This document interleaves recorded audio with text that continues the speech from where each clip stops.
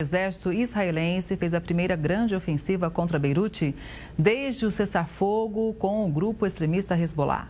O ataque atingiu um bairro densamente povoado pouco depois das Forças Armadas ordenarem a evacuação da área. Segundo as autoridades, a ação foi uma resposta ao lançamento de foguetes do Líbano contra Israel. Um dos foguetes foi interceptado, enquanto o outro caiu fora do território israelense. O Hezbollah negou ter lançado a ofensiva e disse estar comprometido com o acordo de trégua. O cessar-fogo entre o Hezbollah e Israel entrou em vigor em novembro. O presidente russo sugeriu estabelecer uma administração temporária na Ucrânia como condição para o cessar-fogo na guerra. A ideia de Putin foi sugerida depois que os aliados europeus de Kiev se reuniram para discutir garantias de segurança a Kiev em uma possível trégua. Mas os líderes não chegaram a um consenso sobre o envio das tropas de manutenção de paz. Segundo a imprensa russa, a administração temporária na Ucrânia pode ser introduzida sob supervisão da ONU, Estados Unidos e países europeus. Vladimir Putin questiona a legitimidade de Volodymyr Zelensky.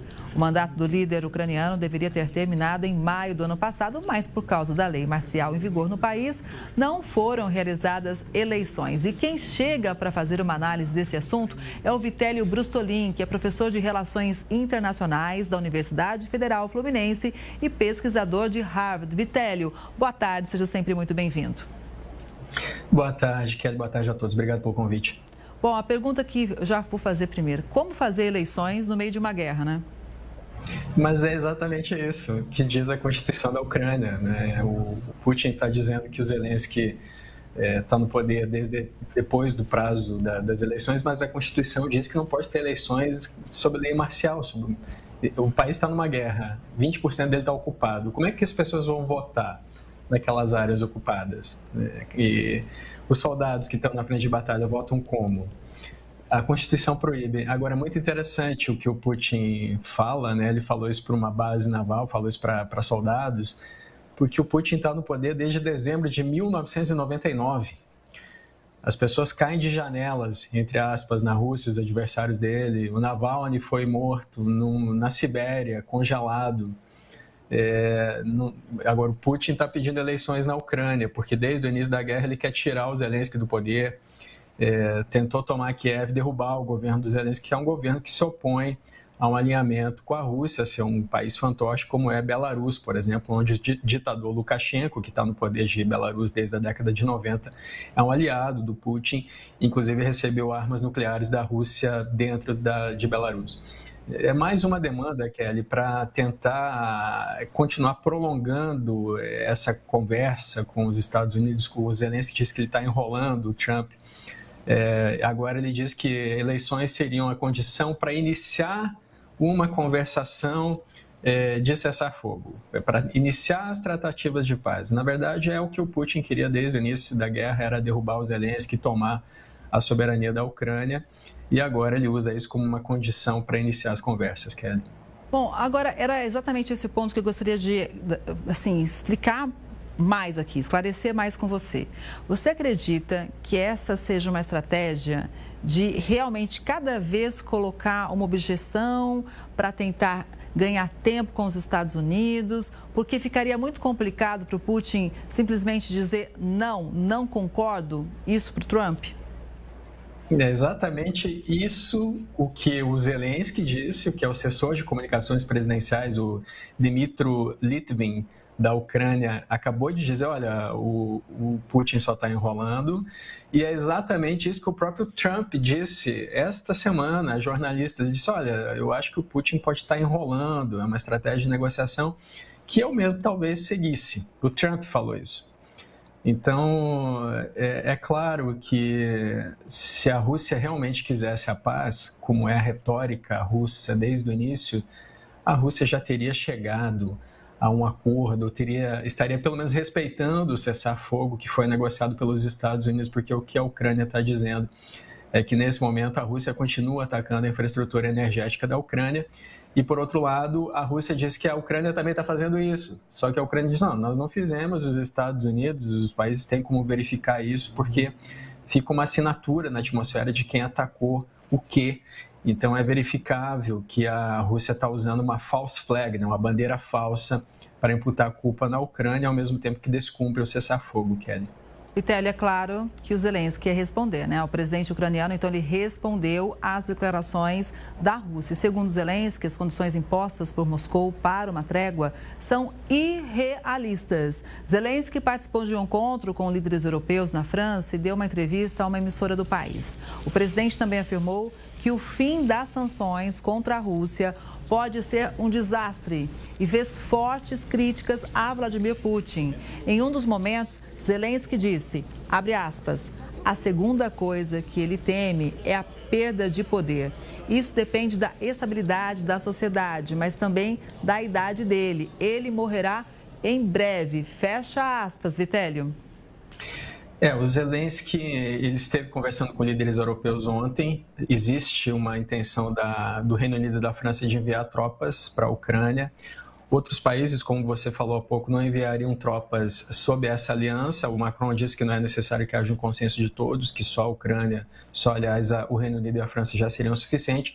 Mas a Itália, por exemplo, disse que enviaria tropas se elas fossem parte de uma força de paz da ONU.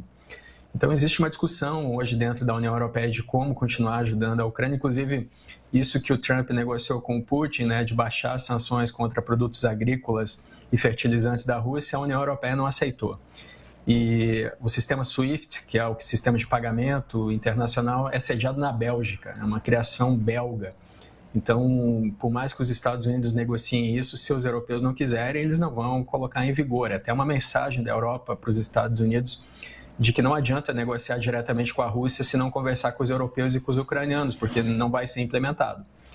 Agora, de qualquer forma, o que a comunicação do Zelensky, né, o Dmytro Litvin, assessor de comunicações da Ucrânia, disse para o Putin foi que se ele não sabe com quem ele tem que negociar na Ucrânia, ele precisa tomar os seus remédios. Essa foi a frase da comunicação ucraniana quando o Putin disse que não sabe com quem negociar dentro da Ucrânia, Kelly. Pois é, enquanto o Putin tenta ganhar tempo e o próprio Trump já mencionou, como você disse há pouco, né, que essa é uma estratégia que talvez ele próprio usaria, Donald Trump, como é que você acha que pode resbalar, então, por Trump se isso se arrastar por muito tempo, hein? Para o Trump, olha, o Trump tem sofrido alguns reveses nas suas negociações, aquela negociação que foi feita para a paz entre Israel e o Hamas, por exemplo, lá em 19 de janeiro, um dia antes da posse do Trump. Inclusive, foi participar da negociação o Steve Witkoff, que é um negociador que também está envolvido na questão Rússia e Ucrânia. E, nesse momento, o cessar-fogo acabou. Então, se não houver realmente uma negociação de paz efetiva entre Rússia e Ucrânia, que os Estados Unidos consigam levar dessa forma que o Trump quer, o Trump pode tentar outras negociações. Existe ainda uma tentativa de conversar diretamente com o Putin e com o Xi Jinping para que os três países consigam expandir seus territórios. Então, os Estados Unidos com interesse na Groenlândia, a Rússia com interesse ali na Ucrânia, mas não só, nos países que já fizeram parte da União Soviética, Estônia, Letônia, Lituânia, a própria Polônia, países próximos às fronteiras russas, e a China com interesse em Taiwan. Então, existe uma tentativa de pôr abaixo todo o direito internacional pós-Segunda Guerra, a proteção do território dos estados, em prol do uso da força. Os maiores conseguem dominar territórios, expandir territórios, o que é proibido, por sinal, pela Carta da ONU, Kelly. Vitélio, agora está chegando um assunto que eu sei que teve grande repercussão e que você também acompanha de muito, muito perto. Olha só. Um juiz ordenou que o governo norte-americano preserve as mensagens trocadas em um aplicativo de mensagens sobre os ataques no Iêmen. O caso foi revelado pelo editor-chefe da revista The Atlantic, que foi adicionado ao grupo por engano. O chat contava com funcionários do alto escalão do governo e tratava de detalhes sobre a ofensiva contra os rebeldes Houthis. Um grupo de defesa da transparência apresentou um processo contra os integrantes do chat sob a acusação de violar o requisito de arquivar documentos oficiais. Depois de uma audiência, um juiz federal ordenou que todos os envolvidos façam o que for possível para preservar as mensagens trocadas. Vitélio, esse é um assunto que tomou conta do Congresso americano e que a gente ainda deve ver vários desdobramentos, não é? para quem está acompanhando isso sem tantos detalhes, o que acontece? Os Estados Unidos têm sistemas próprios para que os servidores, sobretudo servidores de primeiro escalão, como é nesse caso, secretário de Defesa, diretor da CIA, por exemplo, o vice-presidente dos Estados Unidos, existem sistemas chamados sistemas high-side. São sistemas assim, criados pelo próprio governo dos Estados Unidos para mensagens classificadas, mensagens sensíveis, como são, no caso, planos de guerra, né? Os Estados Unidos estavam prestes a fazer um ataque contra os Houthis no Iêmen, que, por sinal, é a maior ação da Marinha dos Estados Unidos desde a Segunda Guerra Mundial, um ataque gigantesco. Então, usar um aplicativo como o Signal, que é um aplicativo parecido com o WhatsApp ou o Telegram, que são mais populares no Brasil, usar esse aplicativo para compartilhar planos de guerra já seria um crime, é considerado um crime. Agora, ainda por cima foi colocado ali um jornalista, por engano, nesse grupo, um jornalista do The Atlantic. E isso tornou tudo pior, porque havia nessa semana uma reunião do Conselho de Inteligência do Senado dos Estados Unidos e essas pessoas que estavam no grupo, o diretor da CIA, por exemplo, foi questionado: olha, vocês estão fazendo o que com as informações sigilosas dos Estados Unidos, né? Então, não só isso, né? O diretor da CIA revelou no grupo o nome de um informante dele, o que é proibido, isso é vetado por informantes, nem depois que se passa o período de guerra pode ser revelado os nomes. Enfim, Kelly, é realmente algo que geraria não só criminalização, como demissão dos servidores, se eles fossem soldados, por exemplo, capitães de outras patentes. O próprio Pentágono está dizendo isso. Se um soldado perde um binóculo em batalha, um fuzil em batalha, ele deve responder. E se autoridades desse escalão vazam essas informações para um jornalista ou usam uma ferramenta que não é autorizada pelo governo, como é o Signal, isso deve ser responsabilizado e é isso que esse juiz, o James Boasberg, está exigindo nesse momento, Kelly. Agora, de que forma isso pode abalar o governo Trump? Eu pergunto porque são assuntos tão sensíveis, né, que era inimaginável a gente pensar que seriam compartilhados no Zap Zap, né? Isso abala a credibilidade da equipe do governo, tanto que os congressistas democratas e republicanos, ou seja, a base de apoio do Trump, enviou uma petição para o governo para que haja investigação e responsabilização desses servidores. Então, veja, se até a base do governo Trump está pedindo responsabilização, se percebe que há uma abalo da credibilidade. Isso tem sido chamado de uma ação de amadores, né, que fizeram isso.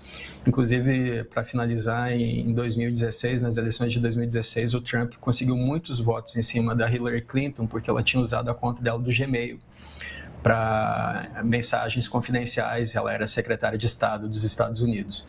E o próprio Waltz, que é assessor de segurança do presidente na época, criticou a Hillary. Foi o próprio Waltz que dessa vez adicionou um jornalista a um grupo do Signal, que é basicamente equivalente ao Gmail, para compartilhar informações sigilosas que, inclusive, colocaram em risco a vida dos soldados dos Estados Unidos que estavam envolvidos naquelas operações. Há soldados, inclusive, falando sobre anonimato, que estão escandalizados com o que aconteceu, Kelly.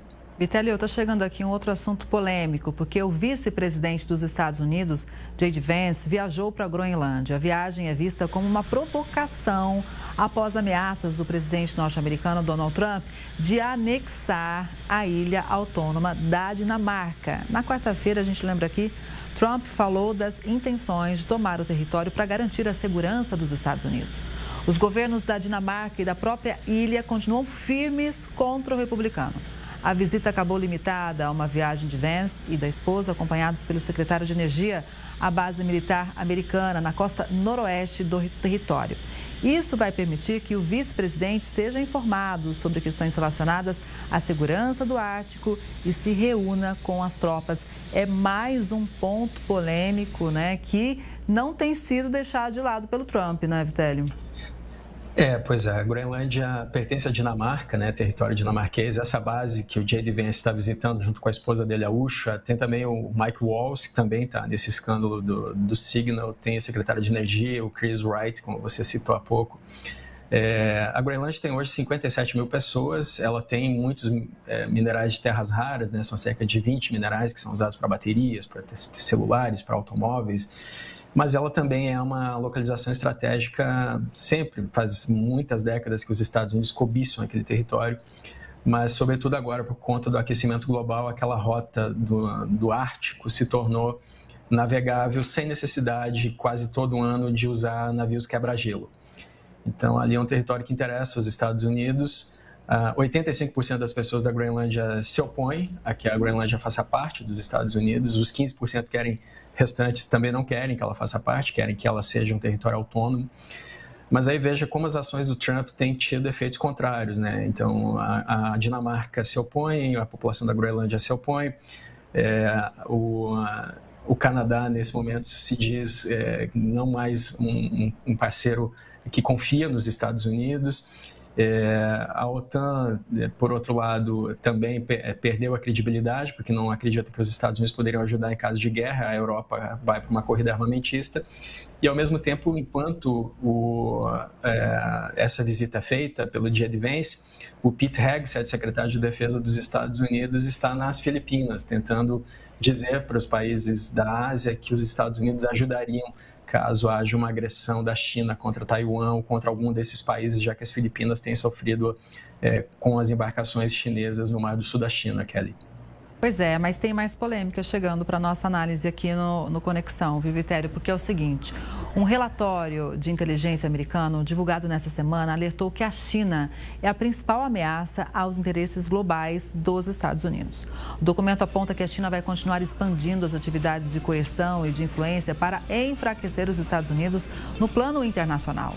Segundo os autores, a pressão da China contra Taiwan e as amplas operações cibernéticas contra alvos americanos são indicadores da crescente ameaça de Pequim. O relatório também destaca que o exército chinês está desenvolvendo capacidades avançadas, como armas hipersônicas e submarinos de ponta.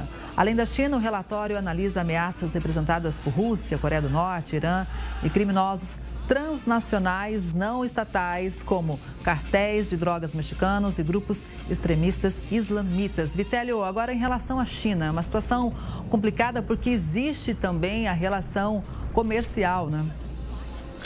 Olha, Kelly, esse relatório é um relatório apresentado para a Comissão de Inteligência do Senado dos Estados Unidos. Eu pensei os principais pontos, como você mencionou, a China é o principal adversário que aparece nesse relatório.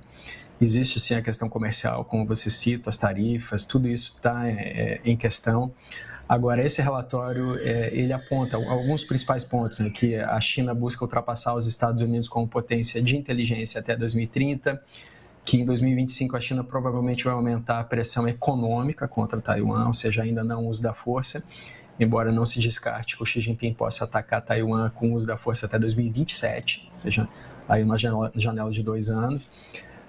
O relatório diz que a Rússia vem desenvolvendo um novo satélite para carregar arma nuclear, o que é proibido pela legislação internacional, colocar armas nucleares no espaço. O relatório também diz que a China e a Rússia têm pretensões sobre a Groenlândia, então reforça o ponto do Trump, né? Isso é do interesse dele. E que a guerra na Ucrânia está proporcionando que a Rússia estude como que funcionam os armamentos do Ocidente, que isso gera um aprendizado e também gera uma ameaça para o médio prazo, inclusive uma ameaça nuclear. E, por fim, o relatório diz que o Irã não está produzindo uma arma nuclear, mas que tem urânio para produzir uma arma nuclear. E isso deve ser algo que a gente vai retratar nos próximos meses, já que o Trump deu 2 meses para o Irã negociar o seu programa nuclear para não ser atacado pelos Estados Unidos, Kelly. Pois é, são muitos assuntos, né? Inclusive, recentemente, os Estados Unidos disseram, né, que o principal problema dos Estados Unidos seria realmente a China e não propriamente a Rússia, né? Então, veja, é um emaranhado, um cenário muito complexo que a gente tem que acompanhar, entender, porque tudo resbala aqui na gente também, de uma forma ou de outra, né? Vitélio, muito obrigada, sempre bom te ouvir, um ótimo fim de semana, boa tarde. Obrigado pelo convite, boa tarde a todos. Obrigada mais uma vez.